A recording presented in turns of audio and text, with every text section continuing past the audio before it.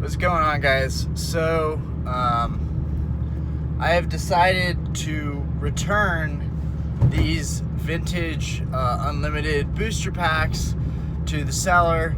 My wife wanted me to cut them, or just, open it up and see what's inside.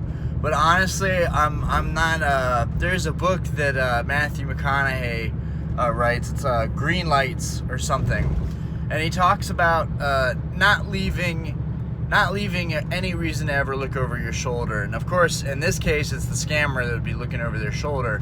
But I believe in karma, and I believe in doing the right thing, and that's what my channel and that's what my business would strive for, is doing the right thing, selling legitimate products, and treating others how you would like to be treated. Even if they are a scammer, maybe they aren't, maybe it wasn't intentional, I don't know. But I sent, the 2 packs that were unopened, I sent those back.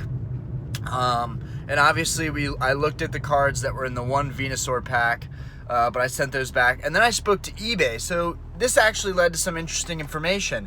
eBay now has just started in this quarter a process for verifying and authenticating cards that are $1,500 to $750. And she said, and don't quote me on this, she said, don't quote me on this. She was like, and we're going to be working to do that for values all the way down to $150, which means basically every single vintage pack that's sold on eBay is going to be verified by the eBay Authenticity Center.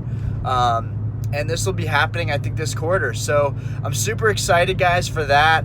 I'm going to be waiting to buy any booster boxes or any packs pretty much here on out until I see some people willing to, wow, my little beard is getting kind of long, until I see people willing to use that process and put their booster boxes through an authenticity center, as well as the packs.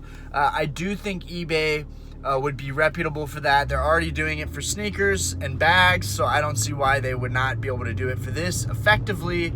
But I'm super excited, and I'm tired of taking sellers' words for it. I've been scammed now twice this year. I never do returns. If you know me, I would rather keep things and just take an L than do returns. But in this case, my first scam this year was the gold strip theme deck that I got screwed on, and that was $580, so I needed my money back on that. And then these 3 packs have costed me cumulatively just over $1,000, so I really needed that money back as well. It's really not like me to do returns on stuff, but yeah, I'm a good guy.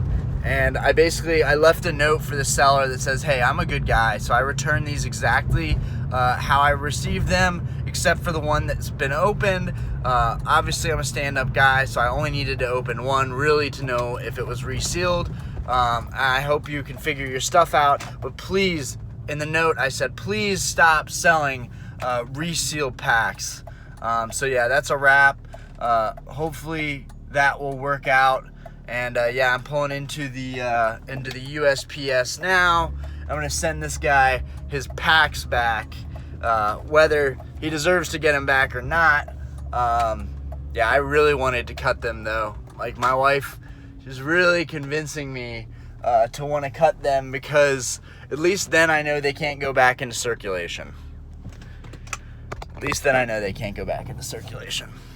Like, part of me just really didn't want to send these back the way they are, because you can easily just reseal them, and that's annoying. But you know what?